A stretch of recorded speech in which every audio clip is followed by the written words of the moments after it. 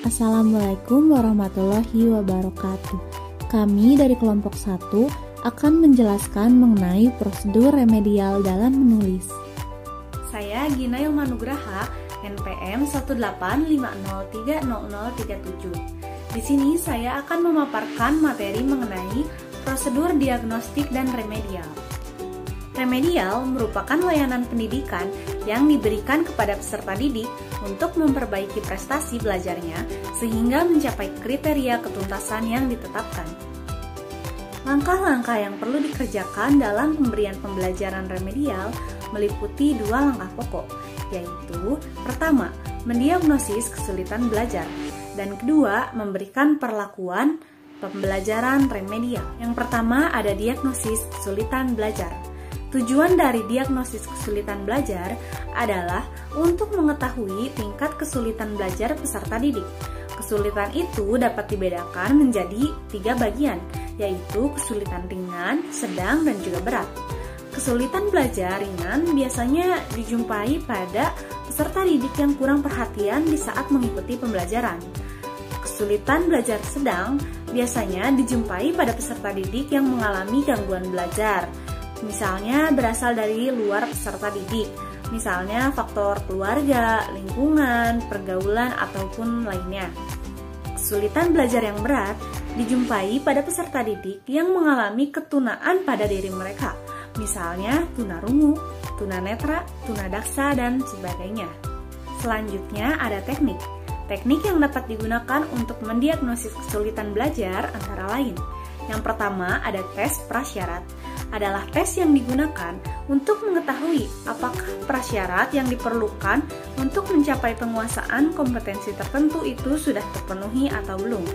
Prasyarat ini dapat meliputi pengetahuan dan juga keterampilan. Yang kedua ada tes diagnostik. Digunakan untuk mengetahui kesulitan peserta didik dalam menguasai kompetensi tertentu. Misalnya dalam mempelajari suatu materi yang tidak bisa ia kuasai. Misalnya, materi kapitalisasi ataupun punktuasi.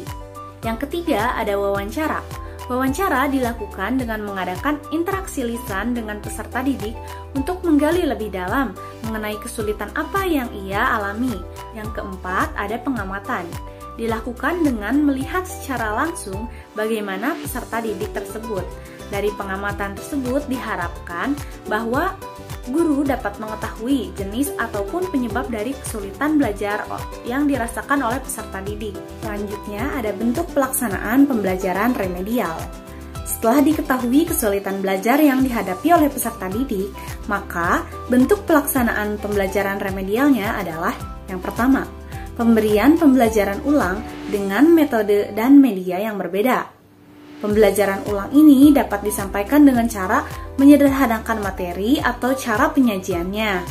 Dan pembelajaran ulang ini dilakukan apabila sebagian besar atau peserta didik itu belum mencapai ketuntasan belajar atau mengalami kesulitan belajar. Yang kedua, ada pemberian bimbingan secara khusus, misalnya bimbingan perorangan. Pemberian bimbingan ini merupakan implikasi peran pendidik sebagai tutor. Sistem tutorial dapat dilaksanakan apabila terdapat satu atau beberapa peserta didik yang belum berhasil untuk mencapai ketuntasan. Yang ketiga, ada pemberian tugas-tugas latihan secara khusus. Tugas-tugas latihan ini perlu diperbanyak agar peserta didik tidak mengalami kesulitan dalam mengerjakan tes akhir. Yang keempat, ada pemanfaatan tutor sebaya. Tutor sebaya adalah teman sekelas yang memiliki kecepatan belajar yang lebih. Mereka perlu dimanfaatkan untuk memberikan tutorial kepada rekannya yang mengalami kesulitan dalam belajar. Selanjutnya, ada waktu pelaksanaan remedial.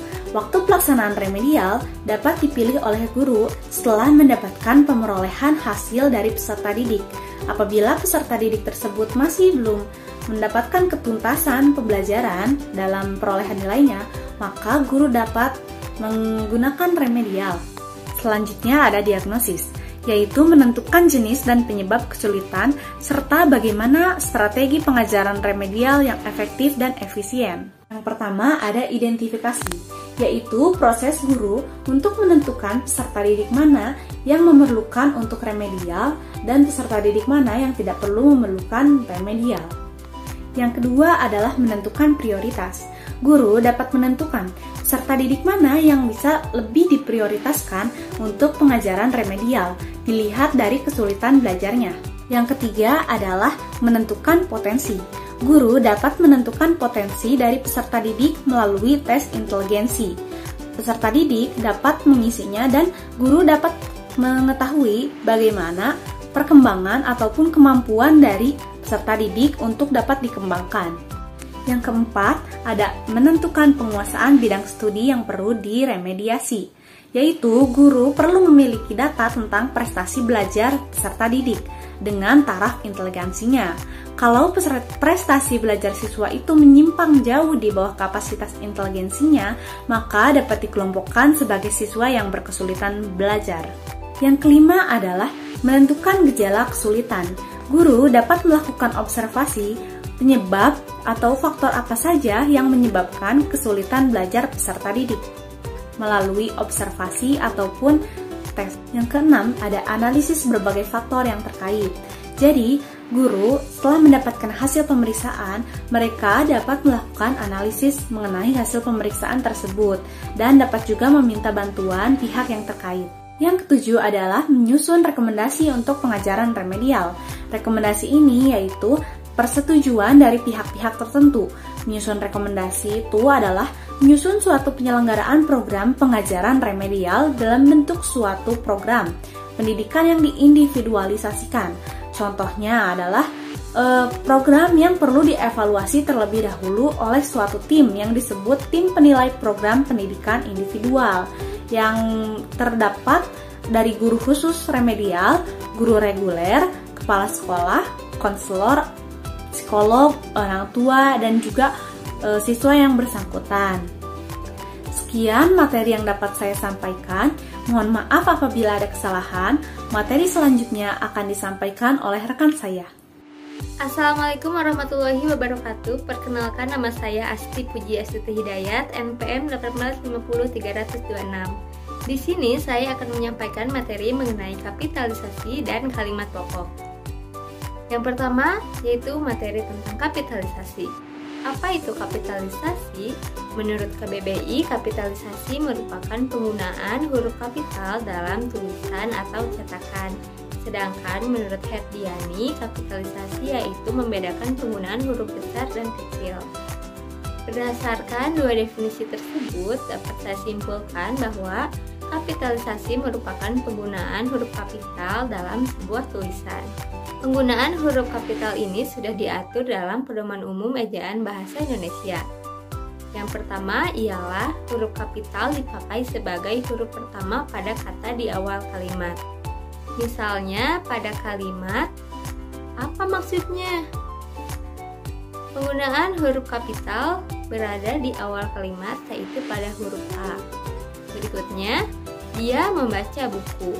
Penggunaan huruf kapital di sini digunakan di awal kalimat yaitu pada huruf D. Yang kedua yaitu huruf kapital dipakai sebagai huruf pertama unsur nama orang termasuk julukan. Misalnya, Amir Hamzah, Jenderal Kancil, Alessandro Volta, dan Mujair. Semua huruf pertama pada unsur nama orang tersebut menggunakan huruf kapital. Namun, terdapat beberapa hal yang harus kita perhatikan. Misalnya pada penulisan kata ikan mujair dan 10 volt. Kita seringkali terkecoh pada penggunaan kata. Misalnya pada penggunaan kata ikan mujair. Mujair di sini bukanlah nama orang, melainkan nama suatu jenis ikan. Selanjutnya 10 volt. Penulisan huruf kapitalnya berbeda dengan penulisan nama Alessandro Volta. Nah, karena volt di sini bukan merupakan nama orang, melainkan merupakan satuan ukuran. Selain itu, dalam penulisan nama juga harus memperhatikan kata yang berarti anak dari. Penulisan kata tersebut harus menggunakan huruf kecil, tidak boleh menggunakan huruf kapital. Misalnya pada nama Abdul Rahman bin Zaini. Bin memiliki arti anak dari, sehingga Penulisannya diawali dengan huruf kecil. Selanjutnya yaitu pada nama Indani Boru Sitangga. Kata boru ini berarti anak dari, yang merupakan bahasa Batak, sehingga penulisannya itu harus menggunakan huruf kecil dan tidak boleh kapital. Yang ketiga, huruf kapital dipakai pada awal kalimat dalam petikan langsung. Misalnya pada kalimat berikut. Adik bertanya, "Kapan kita pulang?" Penulisan huruf kapital digunakan pada awal petikan langsung, yaitu pada kata kapan. Contoh yang kedua, mereka berhasil meraih medali emas, katanya. Pada petikan langsung di sini diawali dengan huruf kapital. Yang keempat, huruf kapital dipakai sebagai huruf pertama setiap kata nama agama, kitab suci, dan Tuhan, termasuk sebutan dan kata ganti untuk Tuhan. Misalnya pada kata Islam yang merupakan nama agama, Al-Quran yang merupakan kitab agama, Allah yang merupakan nama sebutan untuk Tuhan, dan Tuhan juga merupakan nama sebutan untuk Tuhan. Adapun penggunaan huruf kapital ini digunakan untuk kata ganti Tuhan. Misalnya pada kalimat Allah akan menunjukkan jalan kepada hambanya. Penulisan katanya di sini merujuk pada kata ganti untuk Tuhan, sehingga penulisannya diawali dengan huruf kapital. Sama halnya dengan kalimat berikut. Ya Tuhan, bimbinglah hambamu ke jalan yang Engkau beri rahmat. Penggunaan huruf kapital digunakan pada kata ganti Tuhan yaitu mu dan engkau.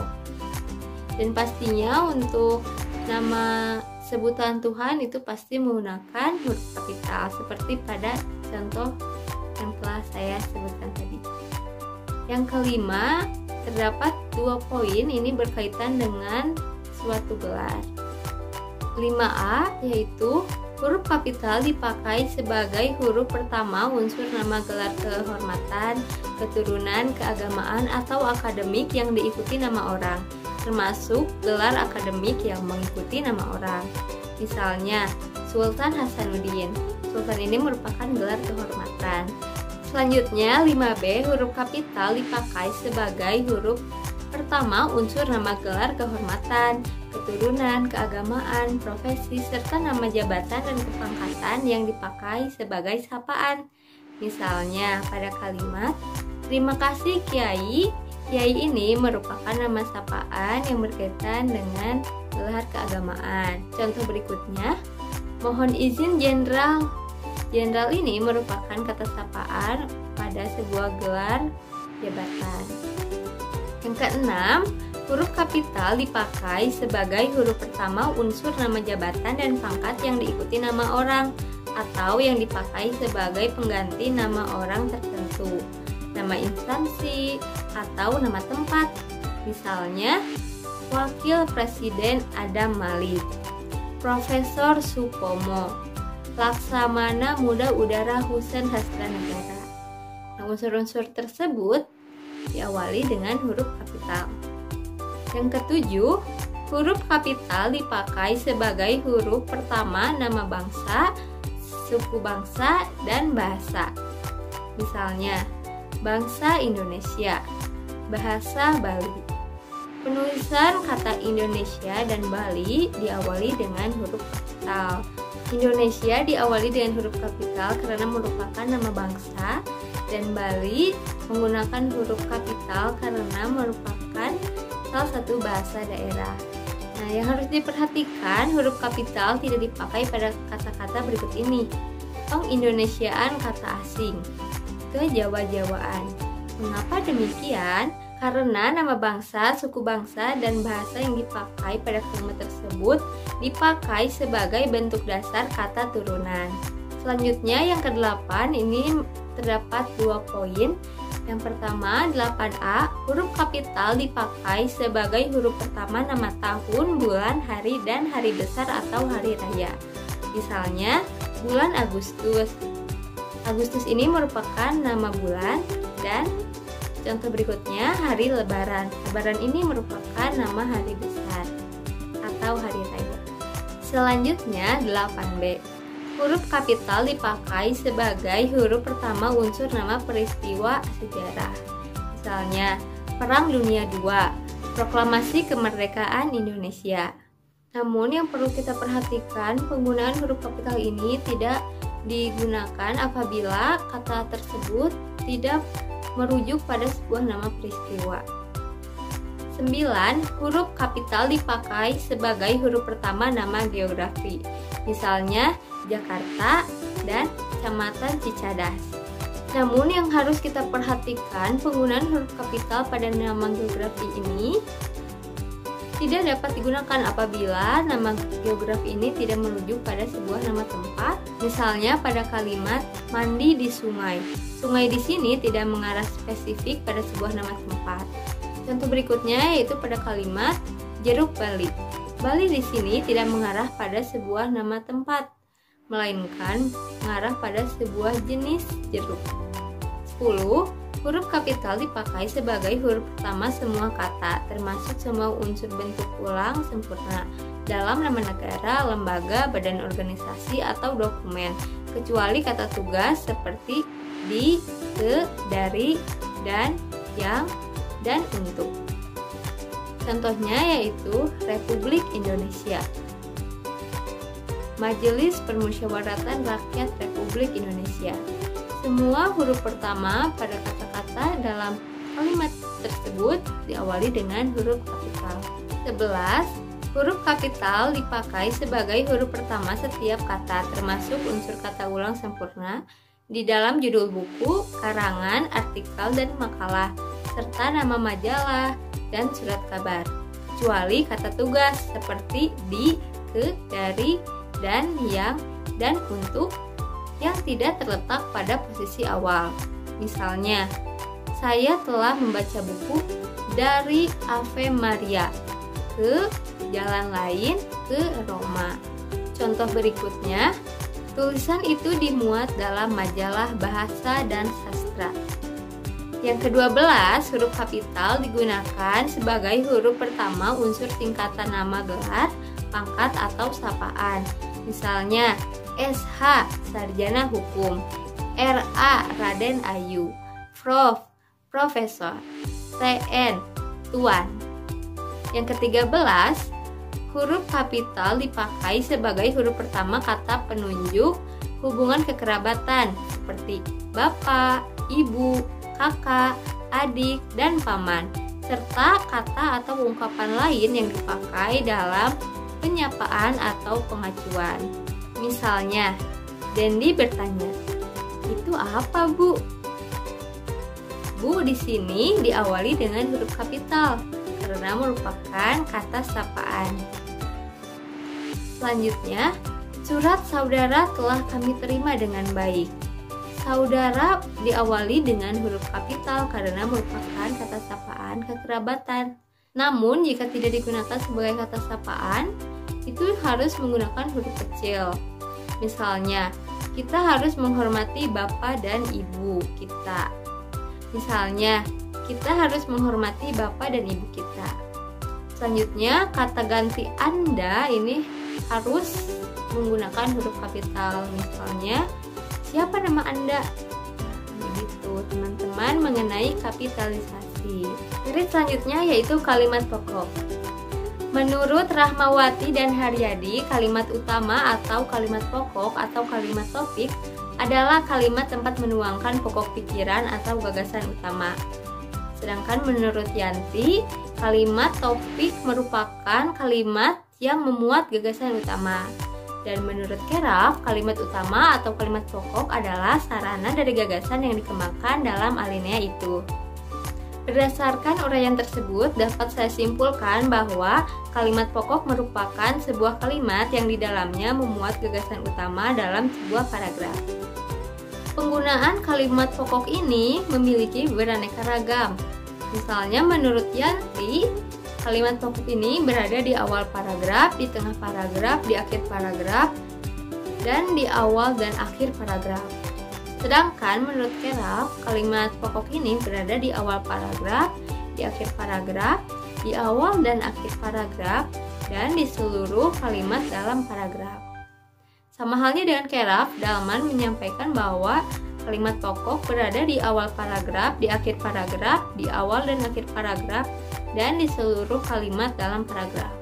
Berdasarkan uraian tersebut, dapat saya simpulkan bahwa kalimat pokok berada pada 4 tempat, yaitu di awal paragraf, di akhir paragraf, di awal dan akhir paragraf, dan di seluruh kalimat dalam paragraf.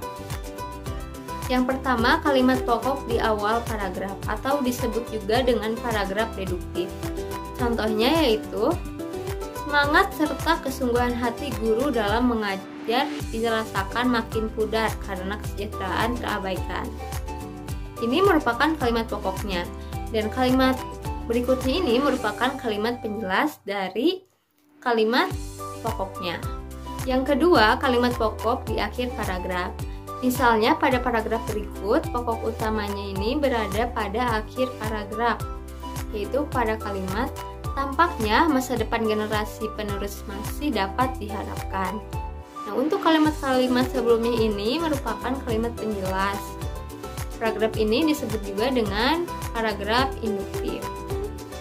Yang ketiga, kalimat pokok di awal dan akhir paragraf atau disebut juga dengan paragraf deduktif induktif. Nah, kalimat pokok pada paragraf ini yaitu terdapat pada 2 kalimat, yaitu belajar pada hakikatnya berlangsung sepanjang hayat. Nah, kemudian di akhir paragraf ini kalimat pokoknya berupa pengulangan atau penegasan ulang dari kalimat pokok yang ada di awal paragraf, yaitu pada kalimat pendek kata belajar itu tidak mengenal batas umur. Nah, jadi kedua kalimat pokok ini saling berkaitan dan saling menegaskan. Selanjutnya, yang keempat, kalimat pokok di seluruh kalimat dalam paragraf. Paragraf ini disebut juga dengan paragraf deskriptif. Pada paragraf ini, seluruh kalimat pada paragraf ini merupakan informasi yang penting, sehingga semua kalimat dalam paragraf ini merupakan kalimat pokok. Misalnya, pada paragraf berikut. Dari jauh terdengar anjing menggonggong. Di sekitar tempatku bersembunyi, tidak terlihat suara-suara kehidupan. Malam itu sangat sunyi dan sangat gelap. Desis angin pun tidak terasa, tetapi dinginnya malam sempat menyentuh tulangku. Sekian materi yang dapat saya sampaikan mengenai kapitalisasi dan kalimat pokok. Semoga materinya bermanfaat. Materi berikutnya akan disampaikan oleh rekan saya. Assalamualaikum warahmatullahi wabarakatuh. Assalamualaikum warahmatullahi wabarakatuh. Perkenalkan, nama saya Nandifa Ajril Mahendra dengan NPM 1850313. Di sini saya akan memaparkan materi mengenai punktuasi. Punktuasi menurut KBBI ialah tanda grafis yang digunakan secara konvensional untuk memisahkan berbagai bagian dari satuan bahasa tertulis. Sedangkan menurut Ardiansyah, punktuasi atau tanda baca ialah segala macam tanda untuk menggambarkan perhentian antara, perhentian akhir, tekanan, tanda tanya, dan lain-lain. Punktuasi itu dibuat berdasarkan 2 hal utama yang saling melengkapi, yaitu yang pertama didasarkan pada unsur suprasegmental, yang kedua didasarkan pada hubungan sintaksis. Didasarkan pada hubungan sintaksis terbagi menjadi 2. Yang pertama, unsur-unsur sintaksis yang erat hubungannya tidak boleh dipisahkan dengan tanda baca. Yang kedua, unsur-unsur sintaksis yang tidak erat hubungannya harus dipisahkan dengan tanda baca. Macam-macam punktuasi. Yang pertama ada tanda titik. Tanda titik ini biasanya digunakan untuk yang pertama, menyatakan akhir dari sebuah tutur atau kalimat. Sebagai contoh, Bapak sudah pergi ke kantor. Yang kedua, tanda titik dipakai pada akhir kalimat, singkatan gelar, jabatan, pangkat, dan singkatan kata atau ungkapan yang sudah lazim. Sebagai contoh, DR yang artinya dokter, IR yang berarti insinyur, SH yang berarti sarjana hukum, AN yang berarti atas nama, DSB yang berarti dan sebagainya, YTH yang berarti yang terhormat. Semua singkatan kata yang menggunakan inisial atau akronim tidak menggunakan titik. Sebagai contoh, MPR, DPR, dan ABRI. Yang ketiga yaitu tanda titik digunakan untuk memisahkan angka ribuan, jutaan, dan seterusnya yang menunjukkan jumlah. dan juga dipakai untuk memisahkan angka, jam, menit, dan detik. Sebagai contoh, Rp1.000, Rp13.000, Rp123.000, Rp1.540.000. Pukul 5:45 Bila bilangan itu tidak menunjukkan jumlah, maka tanda titik itu tidak dipergunakan. Sebagai contoh, pada halaman 5675 terdapat kata-kata berikut. Contoh yang kedua, ia lahir pada tahun 1999. Yang kedua yaitu tanda koma. Tanda koma digunakan untuk beberapa tujuan tertentu. Di antaranya, yang pertama, untuk memisahkan bagian-bagian kalimat antara kalimat setara yang menyatakan pertentangan antara anak kalimat dan induk kalimat, dan antara anak kalimat dan anak kalimat. Sebagai contoh, ia sudah berusaha sekuat tenaga, tetapi maksudnya tidak tercapai. Yang kedua yaitu koma digunakan untuk menandakan suatu bentuk parentis atau keterangan-keterangan tambahan yang biasanya ditempatkan di dalam kurung, dan unsur-unsur yang tak restriktif. Sebagai contoh, pertama, tulislah nama saudara di atas kertas itu. Yang ketiga yaitu koma dipergunakan untuk memisahkan beberapa kata yang disebut berturut-turut. Sebagai contoh, ia membeli seekor ayam, 2 ekor kambing, 50 kilo gula sebagai oleh-oleh untuk orang tuanya. Yang keempat yaitu tanda koma dipakai di belakang kata atau ungkapan transisi yang terdapat pada awal kalimat. Misalnya, jadi, koma, oleh karena itu, koma, lagi pula, koma, meskipun begitu, koma, akan tetapi, koma, di samping itu, dan lain-lain. Yang kelima yaitu koma digunakan juga untuk beberapa maksud berikut. Yang pertama, memisahkan nama dan alamat, bagian-bagian alamat, tempat, dan tanggal. Yang kedua, memisahkan bagian nama yang dibalikan. Yang ketiga, memisahkan nama keluarga dari gelar akademik. Yang keempat, untuk menyatakan angka desimal. Sebagai contoh, bila Anda ingin menyurati saya, alamatkan ke Fakultas Sastra Universitas Indonesia, Jalan Daksinapati, Rawamangun, Jakarta. Contoh yang kedua, Mulyana Slamet. Contoh yang ketiga, Andini SPD MPD. Sedangkan contoh yang keempat, tanah itu panjangnya 2,56 meter. Yang ketiga yaitu titik koma. Tanda ini biasanya digunakan untuk yang pertama, untuk memisahkan dua bagian kalimat yang sederajat, di mana tidak dipergunakan kata-kata sambung. Sebagai contoh, ia seorang sarjana yang cemerlang, seorang aktor yang baik. Yang kedua, titik koma digunakan juga untuk memisahkan anak-anak kalimat sederajat.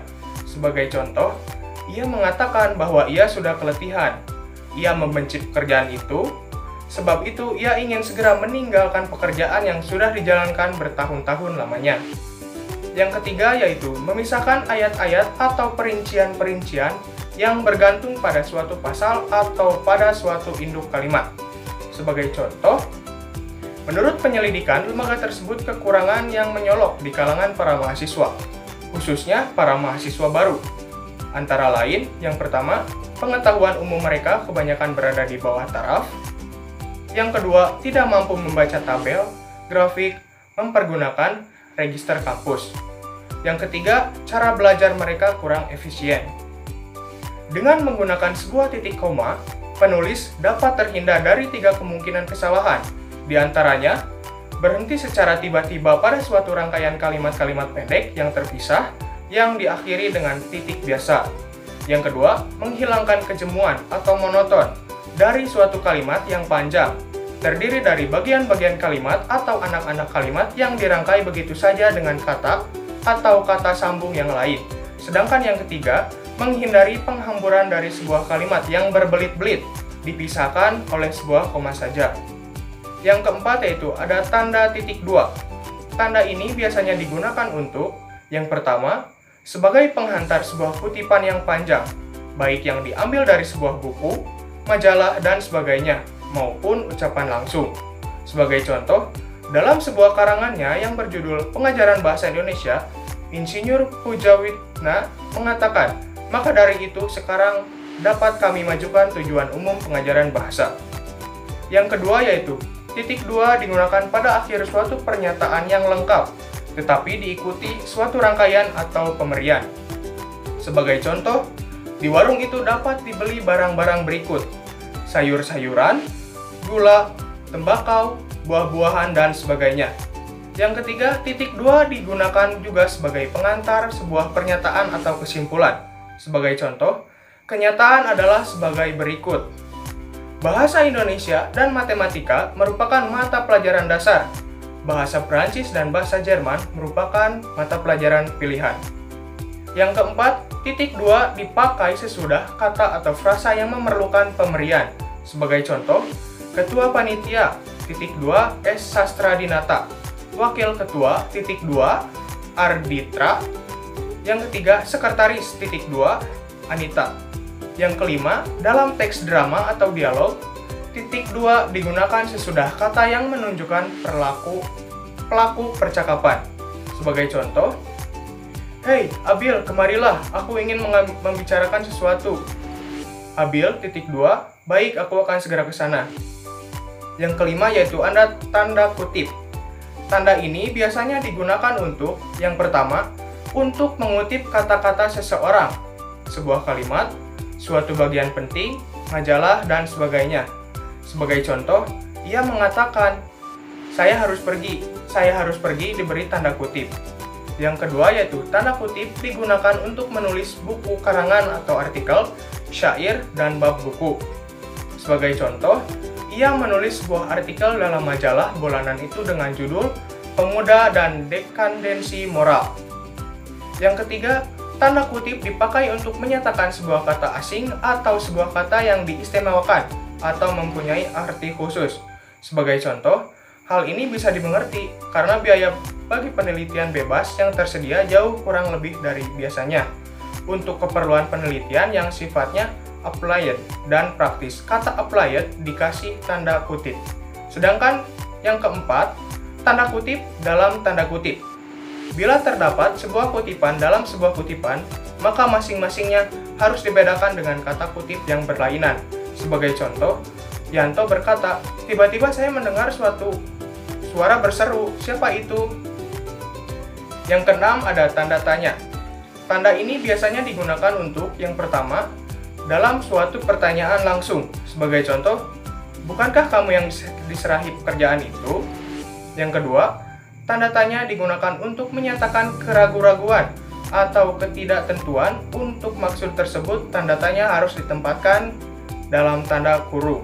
Misalnya, pengarang itu lahir tahun 1886 dan meninggal tahun 1968. Yang ketujuh yaitu ada tanda seru. Tanda ini biasanya digunakan untuk, yang pertama, untuk menyatakan suatu pernyataan yang penuh emosi. Kata-kata seru biasanya dimasukkan juga dalam golongan ini. Sebagai contoh, mustahil, hal semacam itu tidak boleh terjadi. Yang kedua, tanda seru selalu digunakan untuk menyatakan suatu perintah. Sebagai contoh, "Pergilah segera ke rumahnya, bawa dia kemari." Yang kedelapan yaitu ada tanda hubung. Tanda ini biasanya digunakan untuk, yang pertama, tanda hubung dipakai untuk menyambung bagian-bagian kata ulang. Sebagai contoh, rumah-rumah, bermain-main, bagian-bagian, sekali-kali, berdekat-dekatan, dan sebagainya. Yang kedua yaitu tanda hubung digunakan untuk memperjelas hubungan antara bagian kata atau ungkapan. Istri, kolonel yang cerewet, yang berarti sang istri kolonel yang cerewet. Yang ketiga, tanda hubung dipakai untuk merangkai se dengan kata berikutnya yang dimulai dengan huruf kapital. Ke dengan angka, angka dengan an, dan singkatan huruf kapital dengan imbuhan atau kata. Sebagai contoh, se-Indonesia, se-Jakarta, hadiah ketiga, dan sebagainya. Yang sembilan yaitu ada tanda pisah.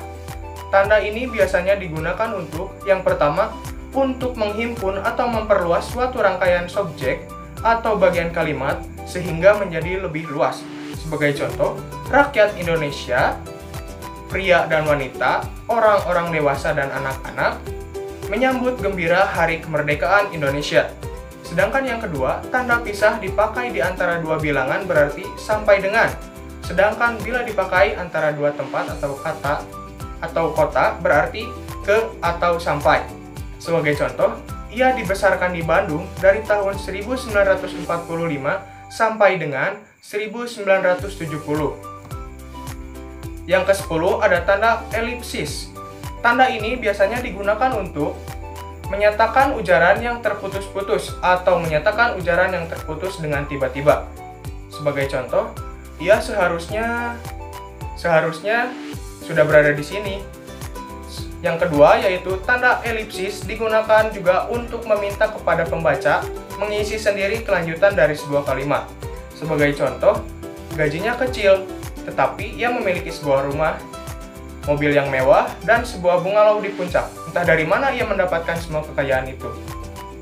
Yang ke-11 ada tanda kurung. Tanda ini biasanya digunakan untuk yang pertama, mengapit tambahan keterangan atau penjelasan.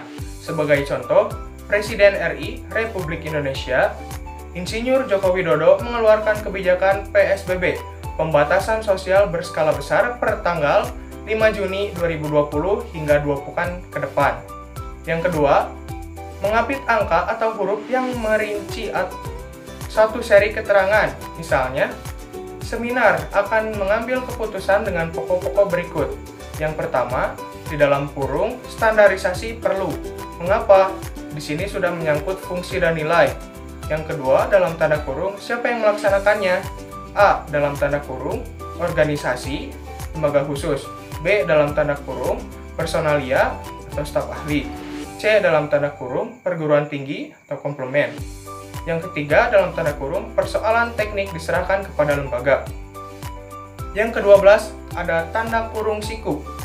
Tanda ini biasanya digunakan untuk yang pertama, dipakai untuk menerangkan sesuatu di luar jalannya teks atau sisipan keterangan interpolasi yang tidak ada hubungannya dengan teks. Sebagai contoh, sementara itu, lingkaran pemuda dari kampus ini berhubung dalam tanda kurung siku yang bermaksud berhubungan dengan kenyataan-kenyataan di luar kampusnya. Yang ke-13 yaitu garis miring. Garis miring ini biasanya digunakan untuk yang pertama, penggantian kata dan atau per untuk memisahkan nomor alamat yang mempunyai fungsi berbeda. Sebagai contoh, begitu pula pembentukan kata atau istilah-istilah berdasarkan pinjam terjemah banyak terdapat di dalam bahasa Indonesia. Contoh yang kedua, akan diadakan pungutan wajib sebesar Rp1.000 per jiwa. Yang ketiga, Anda dapat mengirimi surat ke alamat Kayu Pahit nomor 1, 185 RT 7 RW 8. Yang kedua yaitu penomoran kode surat. Sebagai contoh, sebagai berikut. Huruf kapital. Yang ke-14 ada huruf kapital. Huruf kapital ini yang biasa digunakan pada huruf awal dari kata pertama dalam sebuah kalimat. Dapat juga digunakan pada huruf awal dari kata pertama dalam suatu baris saja. Yang kedua, huruf kapital digunakan pula di depan nama diri, nama tempat, bangsa, negara, organisasi, bahasa, nama bulan dan hari, Tuhan, dan sifat-sifat Tuhan yang menggunakan kata maha. Yang ketiga, huruf kapital digunakan untuk judul buku, pertunjukan, nama harian, majalah, dan artikel. Huruf kapital ini telah dijelaskan oleh Saudari Asti pada materi sebelumnya. Sekian materi dari kami. Mohon maaf apabila ada kesalahan. Wassalamualaikum warahmatullahi wabarakatuh.